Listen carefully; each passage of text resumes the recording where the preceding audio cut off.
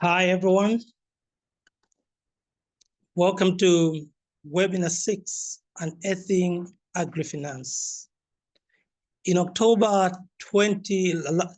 last year, I had a privilege to speak to about 111 agripreneurs and agro-processors in the state of Joburg, South Africa. And we were discussing about resource mobilization. And when the question was posed, how many know where they can access their resources to promote their agri-enterprises? The majority of the people who were in the room could not raise their hands. However, almost half of the people, when they raised their hands, they had a question to say, where can we access agri-finance? Where can we access resources to build our agri-enterprises? This webinar is discussing that. We welcome everybody to this important conversation. As we know, agriculture is what is driving the economies of Southern African countries. In this webinar, we have very credible speakers, and will be moderated. The moderator for this webinar will be Dr. Shante Bota, whom I'm going to welcome just very soon. I'd like you to pay attention, I'd like you to be involved, I'd like you to participate, ask questions, and this can be an opportunity that will help you to unearth agri-finance in your enterprise. Right now, allow me to hand over to Dr. Botha, who will take us through the webinar. Dr. Botha, over to you. Thank you. Thank you so much. Thank you, Chifanira, for that welcome. And I'm very excited to be back. And I hope you're all excited to be here as well. I'd just like to, before we get started, just to give you a bit of an overview of how the webinar will work. We have a great speakers lined up, and I hope you all have your notebooks ready for this. We will take questions and answers right at the end, so after all our speakers' presentations. However, we do have a question and answer or question, the chat function that we'll use for you to post your questions. So please have a look at the chat function, post your questions there as we go through. Also, if it's specifically for a specific speaker, please indicate that. And then, as I said, right at the end, we will take those questions and present it to the speakers. And then once the webinar is over, you will just receive a very short survey just to share your experience as well. So thank you so much. So I'm going to start off by introducing our first speaker. Rachel Kahunda is a distinguished earth scientist and drone technology expert in Malawi. As the founder and CEO of DroneLink Malawi, she leads a team dedicated to providing innovative geospatial solutions across sectors such as agriculture, mining, and environmental management. Her work empowers agribusinesses with precise mapping and data analytics, facilitating informed decision-making and sustainable practices. She has represented Malawi at prominent platforms, including the Youth Connect Africa Summit in Rwanda, where she showcased her entrepreneurial initiatives. Through her endeavors, Rachel continues to bridge technological advancement with agriculture finance, fostering growth and resilience within the sector. Rachel, we're really looking forward to hear about your journey, and thank you so much for being here. I'm handing over to you. Thank you so much, Dr. Shante. I'm really excited to be here. I'm really excited to share my entrepreneurial journey, and I'm looking forward to engaging with you all. So as I've been introduced, my name is Rachel Kaunda. So I've been trained as an earth scientist with the University of Malawi in 2019. And I later on attended drone and data technology course at the African Drone and Data Academy in 2021. And later on, that's when I founded DroneLink in 2021. Next. Yeah, so the idea and opportunity came about because when we look at agriculture, it's been a way of life for thousands and thousands of years. And there have been two approaches to agriculture, mainly traditional agriculture, whereby they use limited tools and resources, and they focus on subsistence farming for personal use. And the second approach is the industrial agriculture, which uses advanced technology and aims at mass production, often targeting exports. But then there's a new resource that is needed, and this resource is data. So we thought about how we can help farmers to collect data. So that's how DroneLink came about, to help in collecting data, which now sort of combines the industrial agriculture and also the traditional agriculture, whereby the data focuses on an individual plant and applies the technology at a larger scale, thereby helping farmers to make data-driven decisions. So financing DroneLink has been a very tough journey. It hasn't been easy.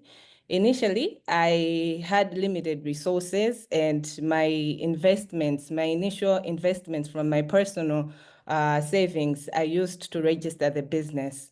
After that, I then started looking for opportunities to finance DroneLink.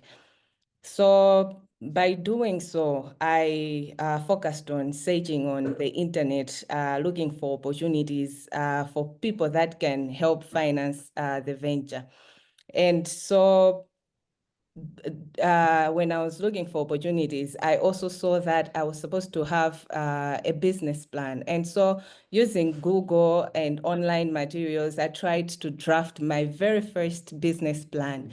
And I also tried to learn how to pitch. So I did this through my friends and also through online. And then later on, it was then that I was invited, when I had applied for opportunities, I was later invited to attend business development sessions, where I also learned in depth how to write a business plan and also pitch. And then later on, I found an opportunity with the Malawi Growth Accelerator program to apply for a grant of 40,000 US dollars.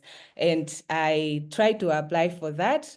And I went through a rigorous process, and finally I got into their cohort number 6 as one of the entrepreneurs that were successful. Next slide. So I wanted to share just a few steps that I have learned through my journey, steps to attract investments. Number one, if you want to attract investments, you need to do a research on the type of investment that you are looking for. There are different types of investments. To mention a few, there are angel investors, debt financing, equity investments, and grants. So if you are looking for a particular type of investment, you have to research more on what do they want for them to be able to give you the investments.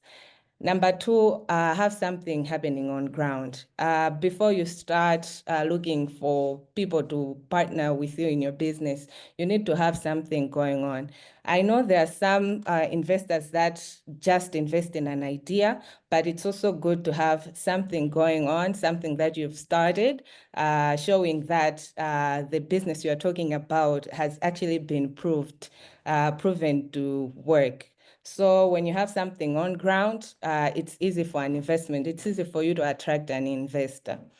Number three, prepare. So there are so many documents that you have to prepare for you to attract investments. For example, business plan. So a business plan states clearly your idea, how you are going to go about your idea, and everything that's concerning your business. You also need to work on your pitch deck.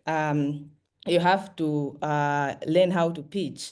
You can do this in front of your friends. You can do this from learning from YouTube. There are different ways that you can learn how to pitch.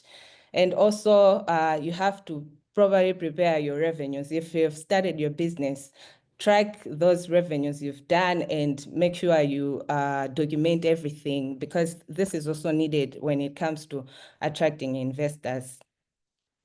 So you have to also learn how to pitch. As I've clearly said, that pitching is one way and a very important aspect when it comes to investors. So this is when you clearly define the value of your business to the investors.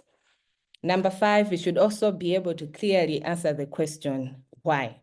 Why do you need the investment, and why do you think you are the best person to receive it? When you think about how to answer this will also make you to be in a position whereby you are able to refine your idea and you are able to provide a real solution to a problem. When you know that when you ask yourself the question, why do you need the investment, you are able to position yourself to receive the investment from the investors. You're able to answer every question that they ask you. So you have to have this at the back of your mind. You have to clearly ask yourself these questions, as they are important to help you and guide you in attracting investors. And finally, always consider others. In a world full of challenges, focus on finding solutions. So on this point, I just wanted to highlight that investors look for problem solvers. People cannot just give you their money for nothing. They want you to solve something. So if you are thinking of other people, if you're thinking of the challenges that other people are facing and you're trying to come up with a solution to that, that also attracts investors. Can go to the next slide. Okay, so in conclusion, I wanted to highlight that in this journey of entrepreneurship, you always have to have a mentor. So a mentor is someone that you can look up to and who can guide you and also inspire you. So there are so many ways that there are so many ways that you can look for a mentor. You can find someone that inspires you and you can approach them to be a mentor for you, to help you mentor in your entrepreneurship journey. And also, because now you're starting looking for investors, there are chances that you will receive some rejections from people. So this shouldn't be a setback, but an opportunity to reflect and also improve. Have that in mind to always keep learning and growing. With that, I would like to end my presentation, and thank you very much for being a wonderful audience. Thank you so much to the organizers for giving me this opportunity to speak today. Thank you. Thank you so much, Rachel. Wow, that was really inspirational. Thanks so much. And you've said a few things. I've made notes, and really something that stuck was, solve challenges. We've got so many challenges, so bring a solution to the table. And I like that you've added there on your slide, that rejection is not a setback. It's an opportunity. So thank you for that. Really inspiring, and to hear your success story. All right, so that was a very good start to the webinar. I hope you are all making a lot of notes and taking this in. I'm going to introduce our next speaker. So Simbisai is a Chief Operations Officer and leads the investor relations at IDF Capital. She's responsible for strategic development and execution and optimal organizational performance. Simbisai plays a key role in capital raising, overseeing the monitoring of funds, KPIs, and investor reporting, and she manages all stakeholder relations and corporate affairs. A versatile professional, Simbisai was a key team member who led value creation in one of IDF Capital corporate VC fund proposals. She's keenly interested in ESG and impact investing principles, particularly gender lens investing. Over her 12-year tenure at IDF Capital, Simbisai has established the company as a dominant player in venture capital and private equity investing across South Africa and the African continent. Simbisai holds an MPhil in Development Finance from Stellenbosch Business School and a Master's in Business Leadership from UNISA Graduate School of Business Leadership. Simbisai, welcome. Thank you so much. We're really looking forward to hear about how do we become investment ready. Over to you.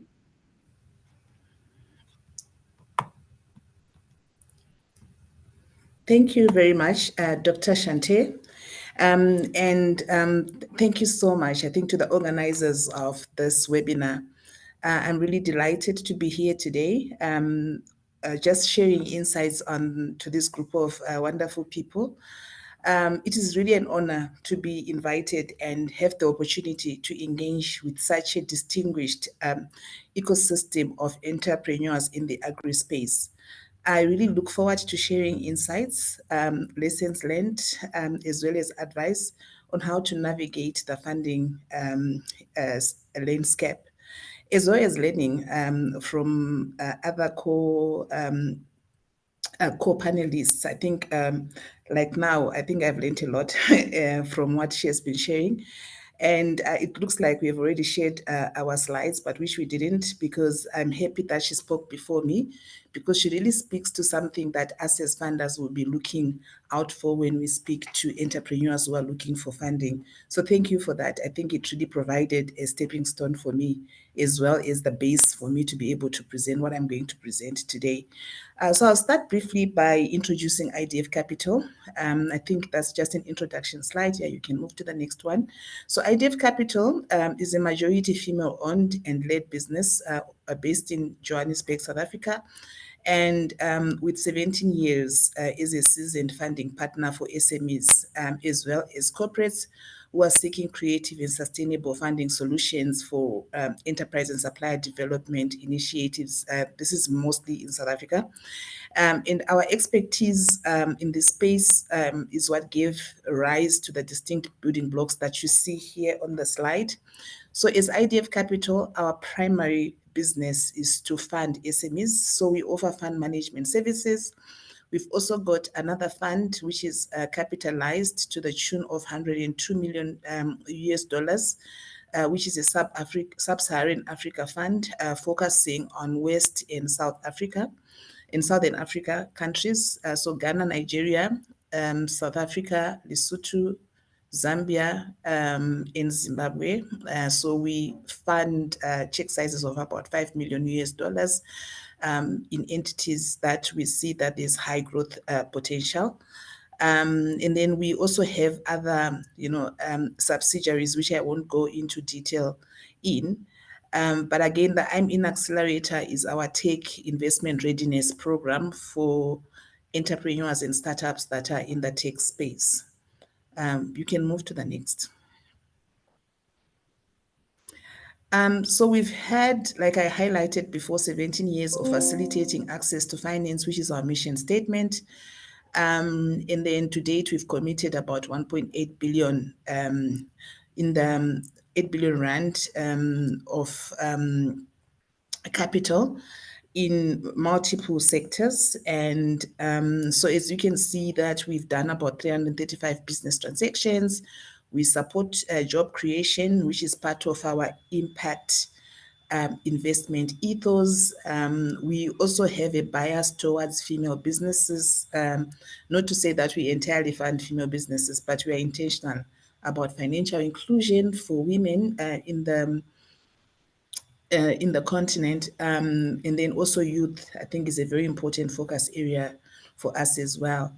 So I've highlighted already our country experience, and in South Africa, we are in all the 9 provinces of South Africa.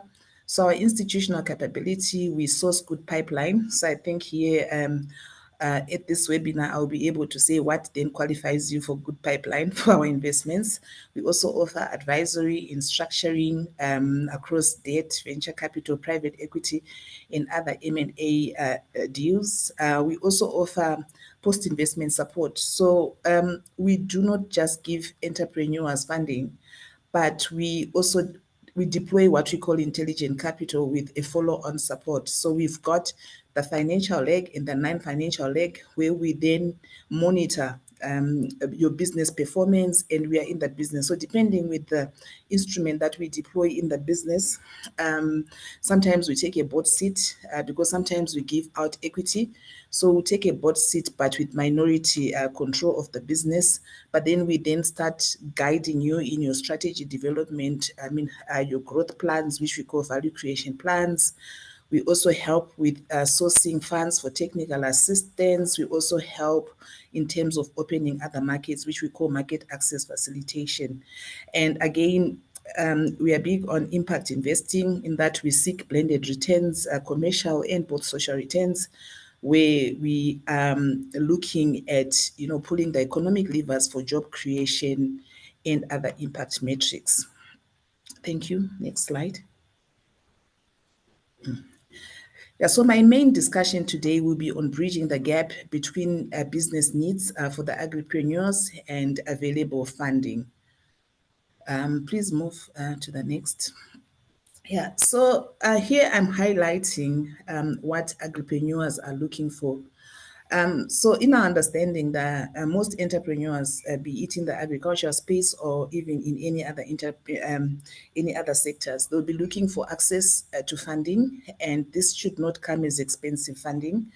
So low cost of capital is very critical. They are looking for grants because sometimes the businesses are not in a position to afford loans, but they need money in order for them to pursue their other growth initiatives.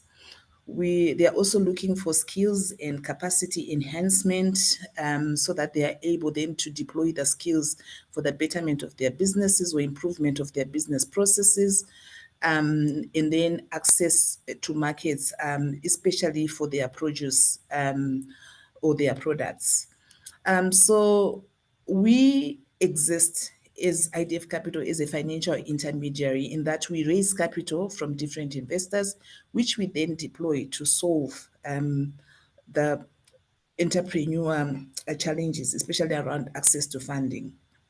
So we exist to address what we call a market failure, in that in the agriculture ecosystem.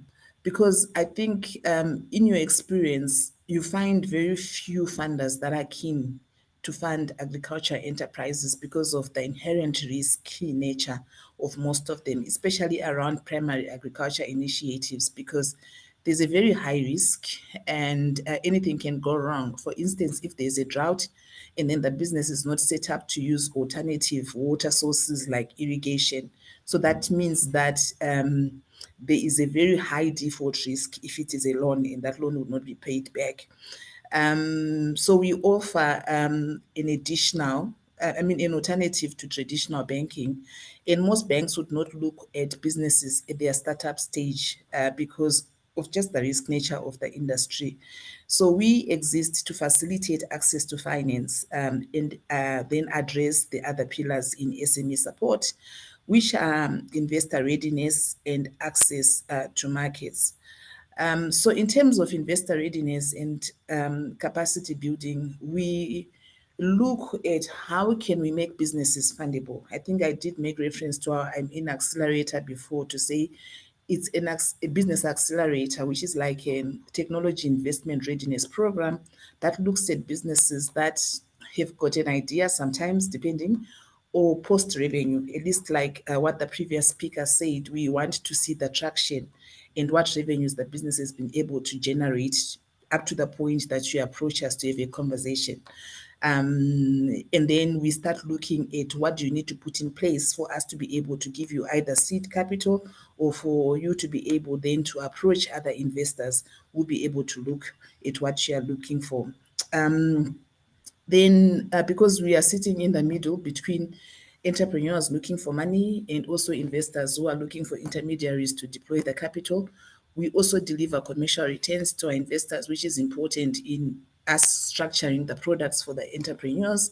We also look at social impact. So we really love to support emerging farmers or emerging farming technology that creates additional jobs in the economy, I think, which is an economic priority for most African governments. And then, of course, for corporates, some are looking for to diversify their supply chain and include more marginalized, farmers that they can support through various corporate programs. I think in South Africa, this works because there is historical issues around triple BEE. So there is an intentionality in trying to bring Black farmers, to be suppliers to these big corporates. So there are programs that are designed for that. And then the corporates then put in money that we manage to be able to identify those emerging farmers and then plug them in the supply chain, which is very critical because we are addressing the access to markets challenge that most entrepreneurs or farmers would have. And other investors are looking for access to innovation, to say that they also use innovative solutions that are provided by entrepreneurs for them to stay competitive. Next slide, please. So I'm just going to highlight the key requisites for funding success. Listening to the former presenter, I almost thought she'd done the work for me already, but I'm glad it came from her because she has walked this journey and quite experienced with that.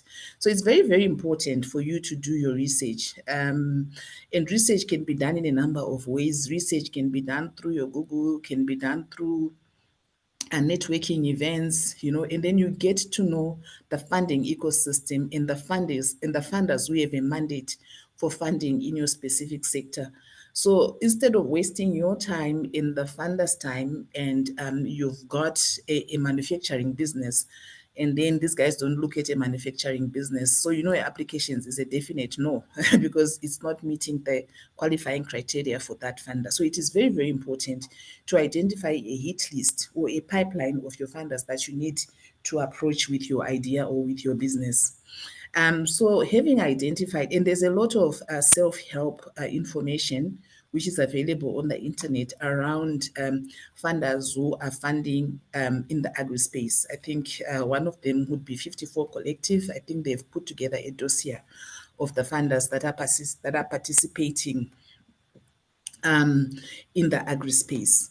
It is also critical to say once you have done your hit list or pipeline, there's also further screening that is needed to say, okay, what is the funding criteria of the different funders? I think the previous speaker spoke to getting to know the funding criteria, getting to know the stage of your business and who is likely going to fund it, because there are most funders are quite averse in funding pure startups, but you find other people that are willing to take the risk and they are putting in seed capital, which we also do in other instances. Then most funders would want to look at post-revenue to say, okay, is there a track record for this business? Even if it's not where you want it to be, but at least there's something to look at. And again, if you're a social enterprise and you're existing to solve a societal challenge or issue, you're not really a for-profit organization. There are also funders who specifically look at that, especially impact investors. They might be having a hurdle rate of 0% in terms of their return expectations. So they are happy to look at social enterprises. So you can't go to a commercial funder looking for sort of like grants or blended capital. Sometimes it doesn't work like that. So it's very, very important now to know the funding criteria. So if you're also looking for patient capital, maybe you're looking for an equity investor in your business, you don't go to an investor that says, no, I only fund purchase orders, because purchase orders are very transactional. You bring your purchase order, we look at the validity, we confirm with the issuer, and then it's very fast. In a week, in 2 weeks, you get your money, you are able to service your clients, you get paid, we collect our money, and then we move to the next transaction. Equity investments, we take an interest in the business. The due diligence is longer until we deploy money, and then we are in the business for 5 years. So it's very, very important to understand what are you looking for at this stage of growth of your business. So once you've got that, then you look at the requirements for each funder. Then you start preparing the information. And I would advise that do not only prepare information for your business because you're looking for money. It is important for you to also track the health of your business, the growth of your business from stage to stage, how the business is performing on a daily basis, on a monthly basis, so that you get a better understanding of your business, and you also identify where you are slacking, in terms of performance, identify where you've got the highest expenses and how you can manage that. So information preparation is very, very important, not only for funders, but for yourself as an entrepreneur. So prepare the information based on the checklist that the funder would have provided. And also, please don't be scared of transparency, because if then funders discover some gremlins, as they're assessing your information, it can complicate the conversations.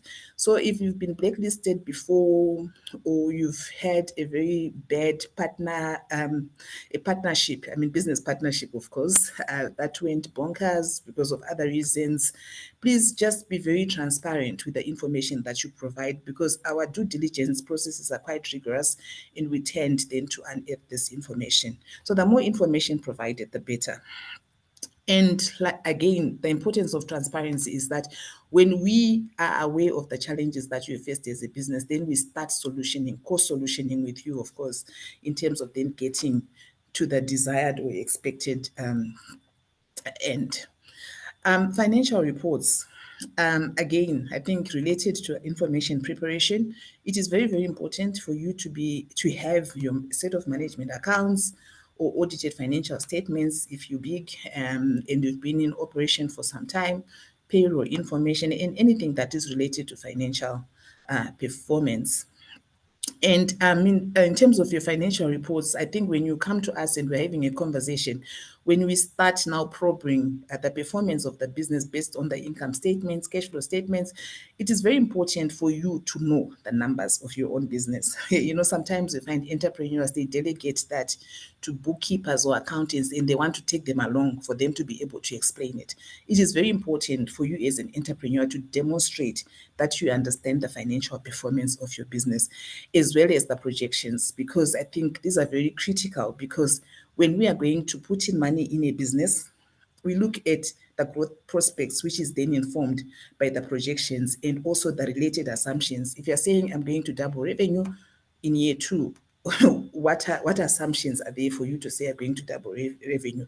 Is it because when we put in our money, then you are going to see this growth, or what other levers need to be put in the business for you to achieve the projections highlighted? Previous speaker also spoke to business plans in terms of business, your business overview. What is your business? What product are you selling?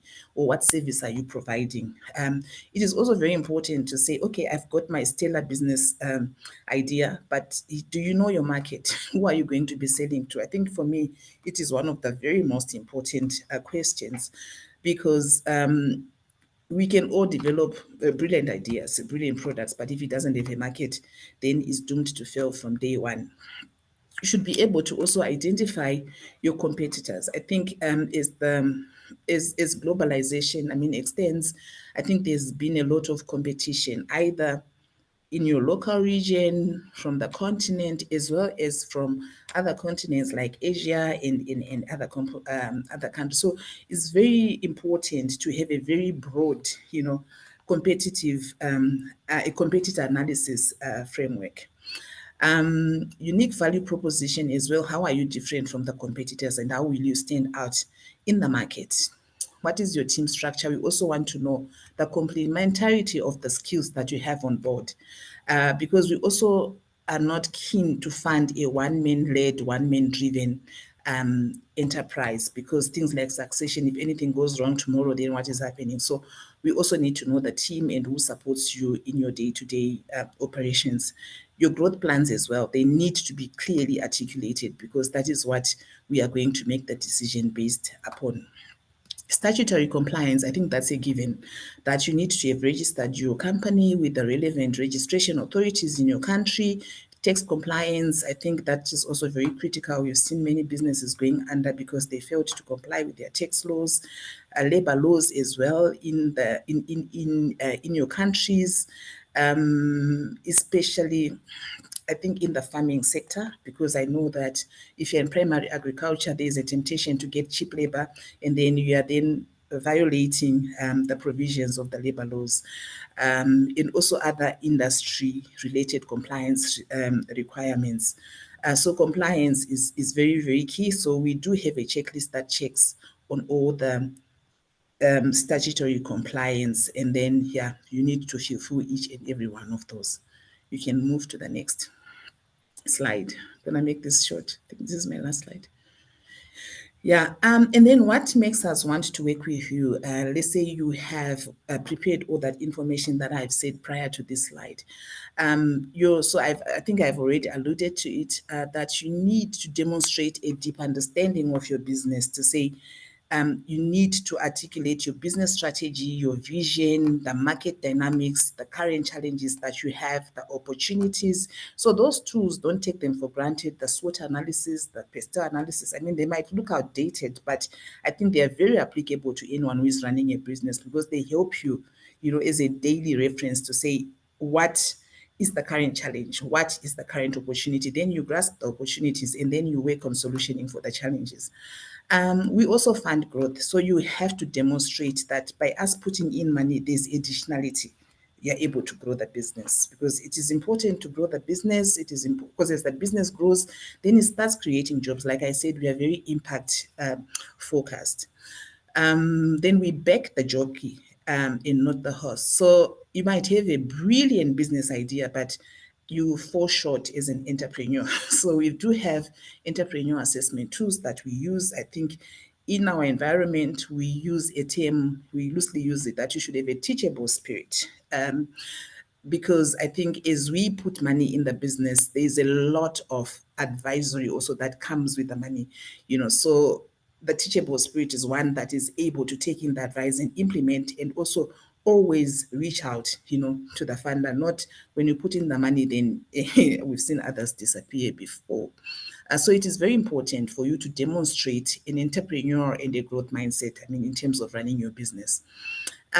We also like to see entrepreneurs working in their businesses, and not bogged down by day-to-day operations that you're behind the desk, and just working on financials and everything. It is important, but again, you should rise beyond that. You should be working in the business more than working just to stabilize on a daily basis. So it is very important to have a networking skills for partnership, for growth, either for additional funding, capacity building, and market access. We want entrepreneurs that go out there. And for me, having people attending this webinar is actually testament that we have agripreneurs who are intentional about building their network and looking at other sources where they can get advice and where they can get funding, or where they can get grants, and also the ability to identify opportunities for technical assistance. And some of these things come when you go out there and deliberately network.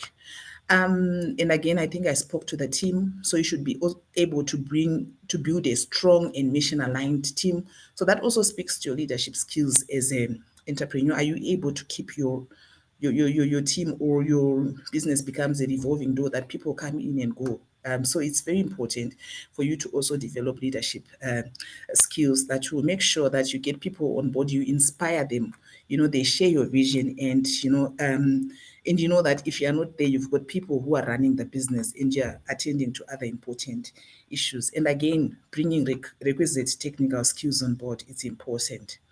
Then I liked what previous speaker said on the rejection, to say rejection is not a setback, but an opportunity to reflect and improve. And it is exactly aligned to our due diligence processes. They are very rigorous, and sometimes because of other findings, we might end up saying no. But because with the due diligence allows us to go into your business, analyze your financials, analyze your strategy, then we are able to give you the feedback, which then becomes almost free advisory services, which you can use, to go back in your business and start working on those areas that the potential funder would have raised, that made them come up with a negative decision. And then you can use that, as a stepping stone for you to improve on your processes, on your product, on your marketing, and prospects for a future funding application success. Yeah, so this brings me to the end of my presentation. Oh, sorry, there's one more slide. My bad. But I think this just summarizes our screening process in terms of when we are screening deals for investment. We look at a quality pipeline. So quality pipeline, this is what we are trying to get you to, so that when you put in your application, you are considered quality and you are prioritized. So we like people who come from investment readiness programs, because we know that they've been coached, they've been taught, and also working with other corporates who refer deals to us. So again, you research on the mandate, and if you submit and your mandate fits to the mandates that we have for the different funds, we are able to look at it. And then our fund strategy also is the alignment. And again, as you can see here, the team is very, very important in the entrepreneur exhibiting the right characteristics to support them. Do they have a mindset for scale? Do they have also a track record either in your previous professional environment or as an entrepreneur? That's quite important. And again, does your business contribute to the social impact metrics that we have set out in our funding criteria? Yeah. Next slide, please. Yeah. So that brings us to the end of my presentation. And thank you very much for paying attention, and hoping that I've shared important insights and nuggets that will make your funding application successful. Thank you very much, Dr. Shante. Thank you so much, Mbisa. Absolutely wonderful. And I just like the connections already between the speakers. I mean, it's really, and I like the way that you outlined the steps. It's very practical, and I can see the chat is going. There's a lot of questions and comments. So thank you so much for that. All right, I'm going to introduce our last speaker. Very excited also. Thank you, Peter Jacobi, for joining us. So Peter is an experienced, diligent social entrepreneur and a World Bank development practitioner with a demonstrated history of working in human development processes and practices. He co-founded the Center for Free Market Enterprise, an NGO in Malawi, and is the author of a newly released funding handbook, Navigating Resources with Purpose.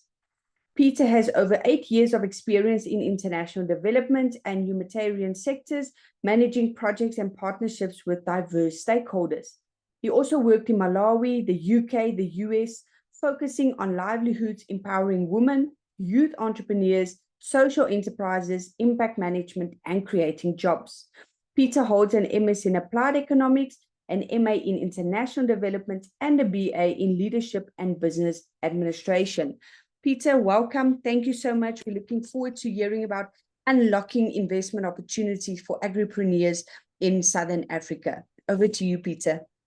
Thank you very much. My apologies, I joined quite a little bit late because I'm in Mumbai, in India, and I was trying to adjust to the time zones, and I ended up missing it. But thanks to my brother Jifunira, who gave me a call to remind me that I was supposed to join the meeting. So thank you very much once again. And I think a lot has been said about who I am. I'll just go straight to the content and the material. As you all know, that agriculture is a key driver of economic growth, not only in Southern Africa, but in most developing countries, whether it's in Southern Asia, Sub-Saharan Africa, including other countries in Southern Africa, South America or Latin American countries. However, even though agriculture contributes significantly to employment and food security, access to capital, access to finance remains a challenge for many agripreneurs, as most of you on this call would agree with me. Various investment opportunities exist for those who understand the landscape and can position themselves strategically. And I would like to share with you quite a couple of them. Of course, in developed countries like the US, they have private equity and venture capital, but in Africa and Sub-Saharan Africa, that's a little bit of limited. But I know a little bit in South Africa, entrepreneurs can get financial support through venture capital. But a number of governments, they have come up with development programs for the young people, whether it's in Malawi, in Zambia, in Zimbabwe. The challenge, though, is that most of those programs are politically influenced. So sometimes they favor those that are politically connected. Still more, I've noticed quite a number of young people who have managed to get financial support from such type of institutions. Like in Malawi, there is an initiative called NIF, National Economic Empowerment Fund for the Youth, and it has been giving up to maybe $10,000, $5,000 loans, not as grants but loans for young entrepreneurs who would like to invest into, who have a business and they would like to go their businesses. So mostly the funders are the commercial banks. The commercial banks and few donors, but most of the donors that are available, like the DRK Foundation, are not based in Africa per se. They are from outside. They are from the outside the continent. At the end of my presentation, I'm going to share with you all a list of funders that have supported development, entrepreneurship programs and businesses in sub-Saharan Africa, so that you can research and even reach out to them on your own. Because if I'm to start mentioning each one of them one by one, then time will not permit. However, I wanted to mention that most of the funders nowadays, they are supporting programs that have a concept of the climate smart agriculture, because with what is happening with all these things about climate change, with climate change impacting youths, nowadays investors are seeking businesses that have adopted sustainable farming practices, for example, agroforestry and regenerative agriculture. So if you can align or position your agribusiness into climate smart, I should mention that your business will be attractive to most of the investors and most of the funders. And also most of the investors and funders are also prioritizing businesses that are technologically driven. So they are funders are increasingly funding agri-tech solutions such as precision farming. I'm sure you've heard of precision farming, and also digital irrigation, and any other business that is integrating technology. A lot of funders nowadays are also prioritizing women and youth. So since most of you here are the youth, are young people, you stand a good chance compared to someone who is 38 or 40 years and above. So because it's one of the priority for the funders in sub-Saharan Africa. Next slide. Yes. However, even though I don't want to mention to focus much on this slide, there are still some challenges that are there when it comes to accessing funding. For example, limited access to networks and mentorship. Like the whole of Africa, the only program that is known to be supporting young entrepreneurs is the Tony Elumelu Entrepreneurs Fund. I haven't heard of any other big program as Tony Elumelu Entrepreneurs Fund, because there's limited access to networks and mentorship. And also I've noted that there's a limited financial literacy among many young entrepreneurs. You give a young entrepreneur $2,000 today, instead of them going to develop their farm, to buy more livestock or something else, they go and buy a car, they go to buy an iPhone. So there's limited financial literacy among agripreneurs. And also sometimes the funders and investors, they consider young people to be high risk, because maybe most of them, they don't have collateral, they don't have lots of experience, they have never run a business before, so they are kind of anxious before they give funding or support to a young entrepreneur. And some of them, some of the young entrepreneurs, they like proper documentation and business plans, so registration. So these are things that if a lot of young people can in Africa can take care of, it can be quite easier to access finance. Next slide. Yeah, so even though we have such challenges that I've mentioned in the previous slide, it is possible for young entrepreneurs to get funding or get support for their enterprises. And the biggest one is a bankable business plan. So as I mentioned in my 2 previous slides, that one of the challenges is the financial literacy on the documentation.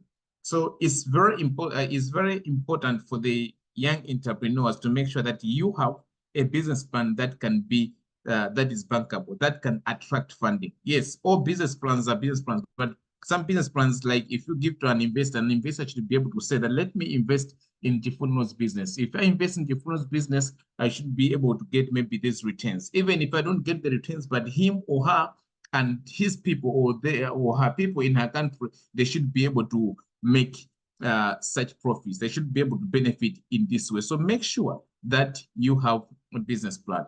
If you don't know how to create a business plan, find someone who can help you to develop a business plan, because a business plan is what will show me, or is what will show an investor or a funder that this business is bankable, this business will make profits, or it can make profits. But if you don't have a business plan, how will a funder know or understand that your business is bankable or that your business can make profits? So make sure that you develop a business plan.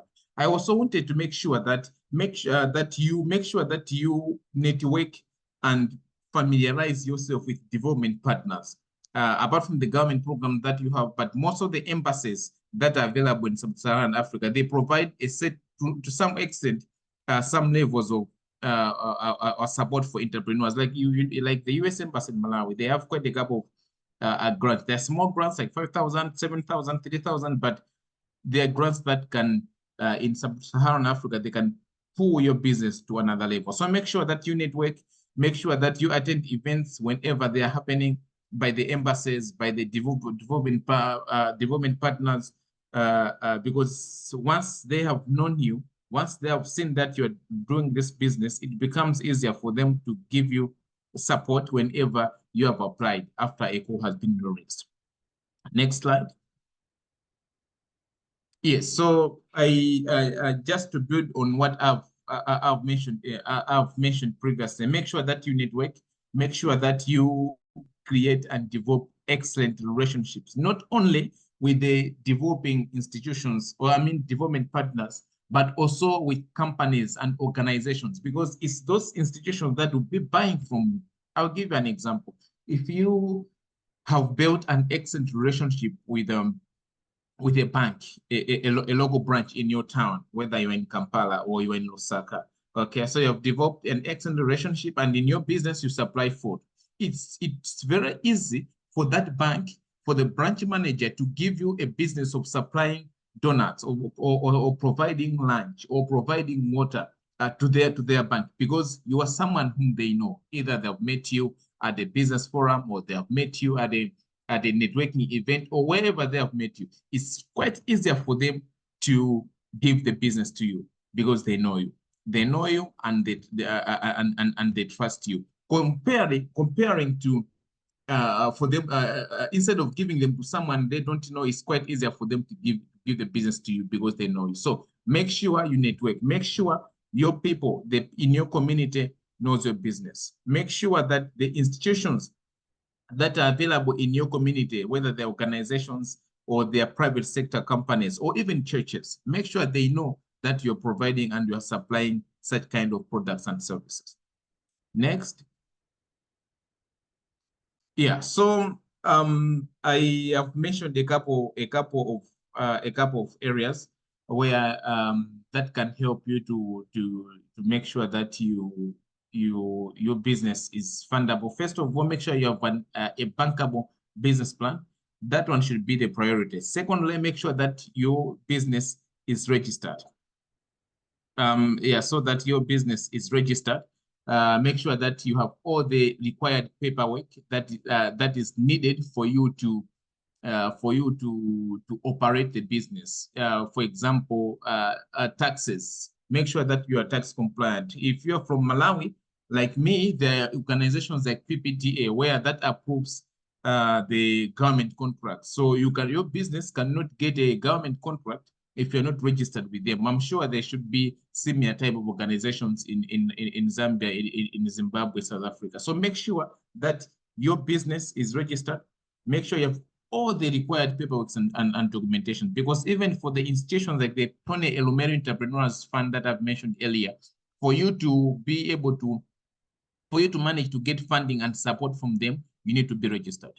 They want to see your business certificate. They want to see that you are registered with other smaller institutions in your country. They want to see that you are paying taxes, and make sure that you have a business plan. Make sure that you are accessing or the mentorships or the networks that are available for you that can help you to pull your business to another level. Next slide.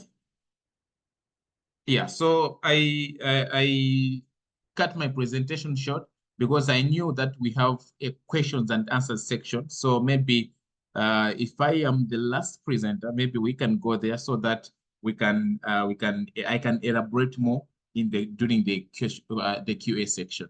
Thank you very much. Thank you so much, Peter. Very, very interesting. Thank you so much. And so practical. I feel it's really something that you can take as an agripreneur and you can really immediately apply that. So thank you for that. We do have 4 minutes left. However, I'm sure we are all very excited. There's a lot of questions, so we're going to go over a few minutes. We hope you don't mind, so that we can at least just take some of the questions, very interesting questions in the chat. But I just quickly want to kind of summarize what all of the speakers said, and there's kind of, I want to say, a few themes that really stood out for me. I think business plan pops out all the time. And Peter, I like the term bankable business plan. It's the first time that I've heard that. I really like that. It's really practical, and also to know what is it that you're doing? What problem are you solving? That's what investors are looking for. Then research. I think that's something that really came through quite strongly, is research. Know where to find these opportunities, where to find the grants. And I know there's some questions related to that as well. Then compliance, your documentation, right? Your registration, very important, that the speakers mentioned. Then networks. I think specifically Peter Simbisai, you spoke about networks, having that in place. And then finances. So, Peter said that financial literacy, Simbisai really looked at knowing your finances, so not just leaving it over to the bookkeeper. And I think a golden thread from Rachel all the way through is that also transparency. So, investors don't necessarily want you to hide things away. If you're struggling with something, Simbisai said, be honest about that. So transparency and clarity is really key. So that's just some of the few things. I literally have pages full of notes, and I hope you as well. So thank you so much, Rachel, Simbisai, Peter. Thank you so much for your presentations, your insights. Very inspiring, very practical. And I'm confident to say that everyone has learned something and can take something home today. So thank you for that. Alrighty, I think let's move over to our questions and answers. So as you know, we have a lot of questions. I'm going to try my best. So some of the speakers are answering the questions, some of them that they can in the chat itself. And then we're going to take a few that is online. So I will start at the top to see there's a question from Daniel to say, we are a for-profit social enterprise in the mushroom industry. We will be keen to get in touch for your services. So I think that's more a comment for Simbisai. And I think that we can also share the contact details of the IDF. So thank you for that comment. And then there was also a comment with a question to say quite a number of funders have a funding template in terms of the business plan. Do you have one? You mentioned assessment tools. Can you perhaps elaborate? And then when you decline an application, do you give detailed feedback? So I think let us start with that one. Simbisai, if you can take that one. I think that was specifically when you had your presentation. Thank you again, Dr. Shanti. Yes, Unfortunately, sorry, I'll start with the easier one. We do not fund social enterprises, but there are other funders, I think, who then solely focus on that. And then the other question on a funding template, we don't have, we used to have, but then it almost became like we're rewriting your business plan. So we don't have a funding template, but we do have a due diligence checklist, which we then use to assess your business plan. And then on the entrepreneurial assessment tools, I think it's a combination of factors. I think as we start engaging with you, we'll be ticking the boxes, you know. And again, we are looking at your history. We are looking at your credit profile as well and how you respect debt. And yeah, other things that we look at. So it's an internal tool that we use that would then aid us in making a decision for funding. And then when we decline an application, definitely, yes, we do give detailed feedback on where we found your application wanting. And even we give you also a list of other funders that we work with in the ecosystem that we think are able to look at your application. And we can even tell you to go and work on one or two things, and then you can come back maybe after a bit of traction, after 6 months, to restart the funding conversation. I hope you're answered. Thank you so much for that. Thank you, Simbisai. All right, then there's just another comment to say that I would like to get in touch with the IDF Capital to have a link to the website to get more information. So I'm sure we can share that with you in the chat as well. And then there's a question, do startups have access to funding pre-sales? So I don't see that it's specifically for Simbisai or Peter. So I think, Peter, maybe if you want to, from your experience, do startups have access to funding pre-sales? I'm not sure if I've understood the question, but what I can say is that different funders, they have different targets and goals. Some funders, they accord accelerators. So what they want is to fund and support businesses that have already started, and they are maybe in their second year, they're in their third year, or they're in their fourth year. While some funders, they only fund startups. So a business that has not started. For example, I know some other funders like Roddenberry Foundation, they have a catalyst fund. They only fund a business that hasn't started, but you have a unique idea that you think, you can Google them out. You have an idea that you think can make impact in your community as a business. So they will fund it up to 10 or 15,000 US dollars. They'll give you money to start. So different funders, they have different conditions depending on their goals and their objectives as well. So it is very important to make sure that before you apply for the funding, you understand what is it that the funder is trying to achieve, so that in your application, you align with the objectives and goals of the funder. Thank you. Thank you so much, Peter. Thank you for that. All right, Peter, I'm going to keep you there. There's two questions for you. So to the last presenter, so that was you, what are the eligibility or necessary protocols followed to get or access funds in Malawi from funders? Also, do they specify their grants like agriculture sector only? So I think let's start with that one. Sure. So different funders as well, they have different goals, different objectives, that's different things that they are trying to achieve. So most of them, they are sector specific. I'll give an example. There is one that is called United States Africa Development Foundation. They operate in Malawi and many countries in sub-Saharan Africa, and their priority are the agricultural projects, the agribusinesses, and climate smart agriculture, horticulture.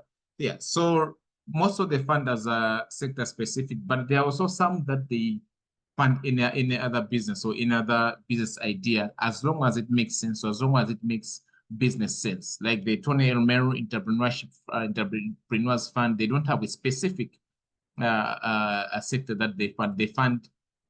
They can fund any other business as long as it makes business sense. So as I mentioned earlier, it's very important to understand the goals of the funder, what they're trying to do. It's very important to do a donor research so that you understand what the funder is trying to do and what they're trying to achieve. So different funders, they also have different conditions. They've got different roles. Some funders, they want you to submit a business plan. Some funders like Growth Africa, they want you to pitch your business to them so that they see your confidence, they see if you really mean what you are saying. Some funders, they just want you to submit an application. Some funders, they want a business that has started off already. So because they're not sure whether the business will succeed or not, so they want something that has already started, it's at a certain level, and then they come in to accelerate that. So there are different conditions, there are different rules based on the funder. As I mentioned, that some funders, because all these funders, they're trying to accomplish different things. They're all trying to achieve different things. So they've got different rules. But donor research is very important before you approach any funder or before you reach out to any funder for business support. Thank you. Wonderful. Thank you so much, Peter. Thank you for that. I see there's a few more for you. I'll bring you in back now, but I think this question can also go for Rachel. I know you've mentioned the question is for the last presenter, but how can young entrepreneurs in Africa overcome the perception of being high-risk investments, and what strategies can they use to attract investors? And I think, Rachel, obviously, you know, you are also a young entrepreneur. You've been through the process. So I think it would be nice if you could also share your experience perhaps, and then we can also get input from Peter.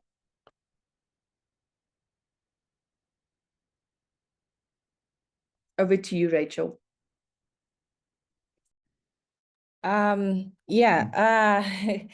you so much, Dr. Shante. I believe that being a high risk comes with, because you are non-compliant, because maybe you are not really sure about your revenues and all that. So my advice as a young entrepreneur, you have to really know your business. You have to really know your revenues, your finances, your financials.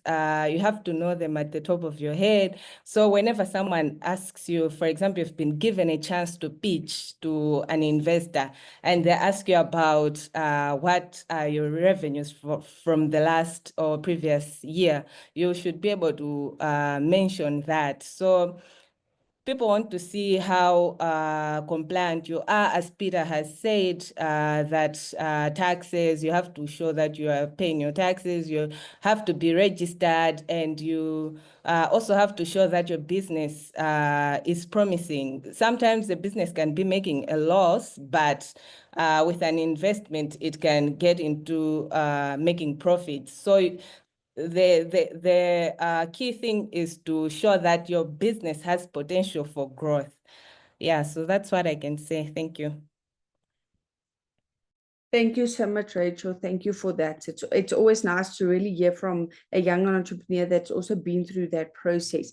Peter, I don't know if you maybe want to add something in terms of young entrepreneurs being seen as high-risk investments? Sure. Actually, there are quite a lot of consequences,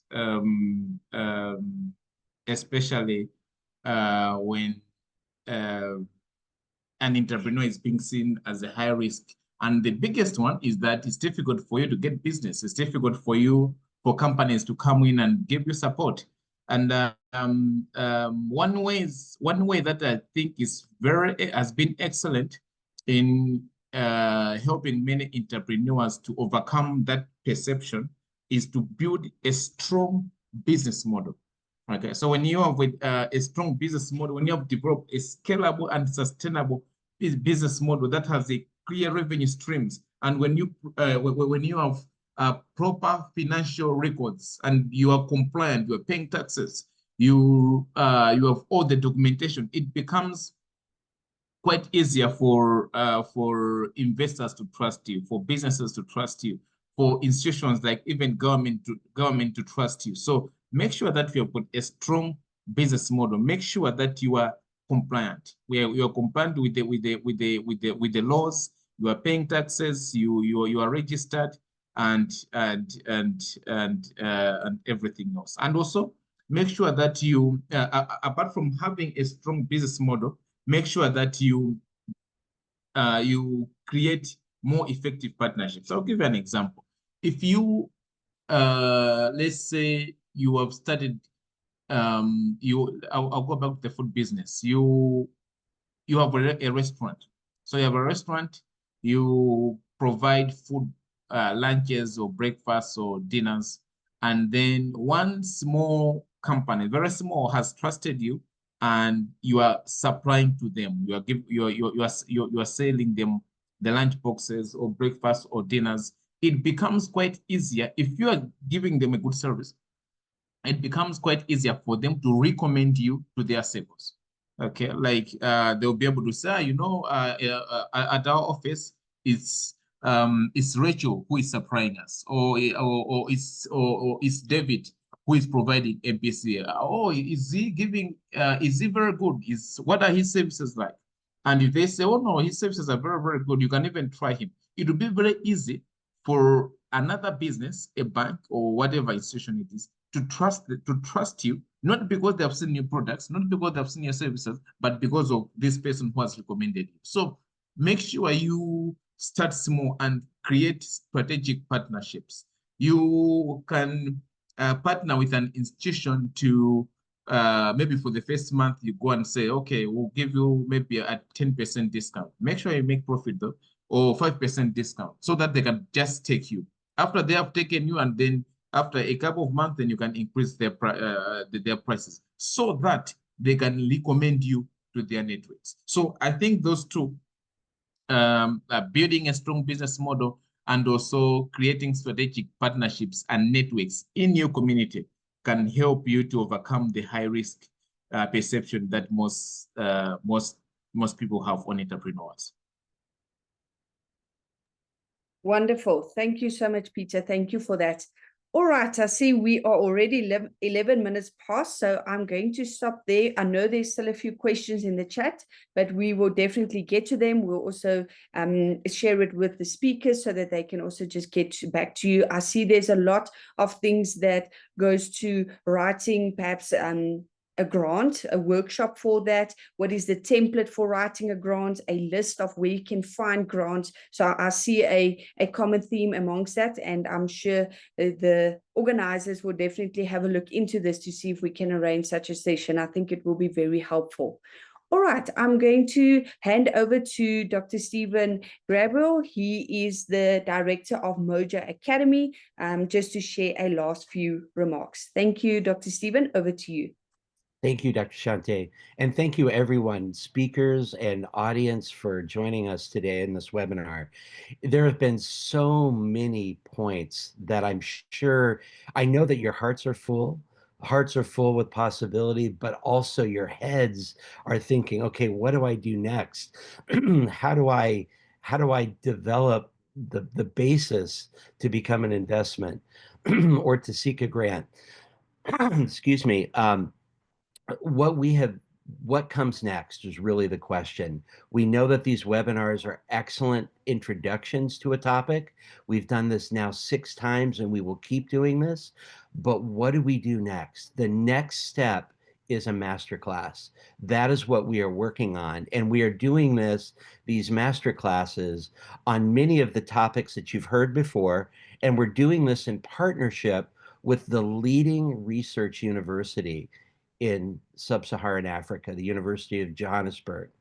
Moja, through Moja Academy and its partners, Center for Ecological Intelligence, the Center for Entrepreneurship, and the Johannesburg Business School, are all working together to bring you additional information in the form of masterclasses on access to agrifinance, like we heard about today, access to markets, and then what kind of agronomic and technical trainings are needed to take you to the next step in your agripreneurship journey. All of these things are coming. We're working diligently on this.